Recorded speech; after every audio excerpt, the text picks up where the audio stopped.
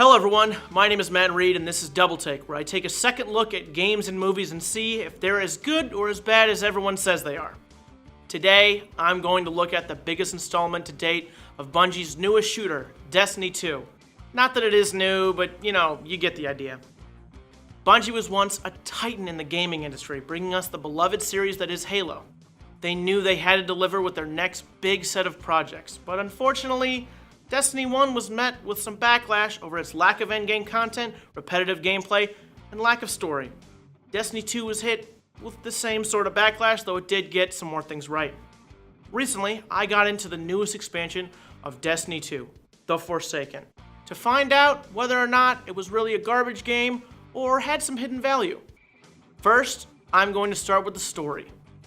I don't know many people who play Destiny 2 for the story. Of course, everybody wants to know what that giant cue ball in the sky really is, but just like in Destiny 1, it doesn't do much of explaining it.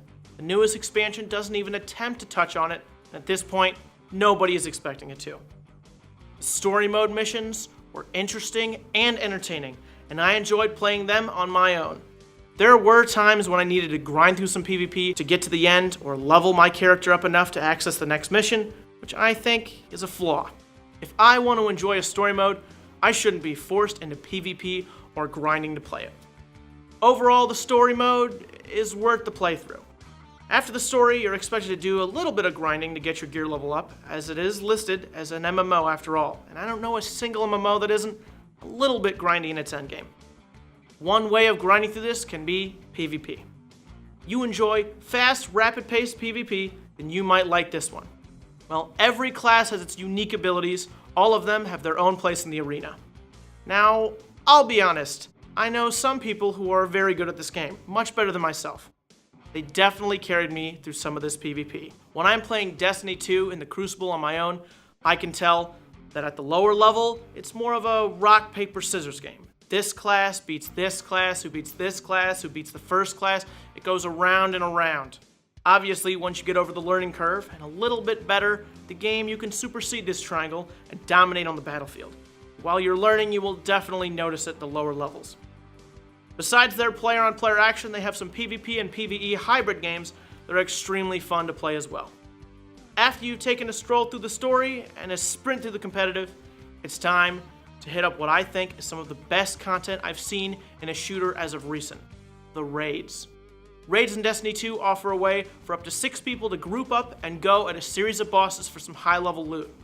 These bosses include the need for necessary firepower as well as puzzle-solving skills and a combination of brawn and wit that I don't often see in games like this. It doesn't turn into pick the biggest gun you have and throw everything you can at an enemy till it falls over, but a puzzle to solve or a maneuver to make in order to have the opportunity to throw everything you have at an enemy until it falls over. All while maintaining the focus to concentrate long enough to complete your task, as one wrong move can result in all your efforts spent and wasted as you wait on the ground for the resurrection timer. Do it all again. The fights were fun, they were all different from one another, and I can't wait to go back to them and do it all again. The last, most important thing that I'm going to talk about to wrap up my thoughts about this game is the question of, is this a good game to play on my own, or is it pointless without people to enjoy it with me? And that question is a hard one to answer. I play this game on my own. Not that I don't have friends to play it with, but it is possible to go it alone, for a few days. Almost all games are more fun to play with friends. But this game dries up so quickly after you get your weekly quests done that I have almost no interest in playing it without someone else to be there with me. I'm sure you could overcome this if you enjoyed the PvP aspect of first-person shooters immensely, thus giving you something to do solo. I personally just don't. That being said, with friends, this game is great. If you're looking for some shoot-'em-up gameplay to dive headfirst into and experience with plenty to do PvP combat that's rewarding and challenging at the same time, and multiple hour raids that will have you racking your brain to overcome some obstacles while keeping a quick trigger finger on the mouse, then this game is for you. Just remember to bring a friend or you might get burnt out pretty quickly. If you have any thoughts, questions, or concerns, agree with me or even disagree with me, please feel free to let me know on our Twitter, ZTV Goofing Off, using the hashtag DoubleTake. My name is Matt Reid, and this has been Double Take.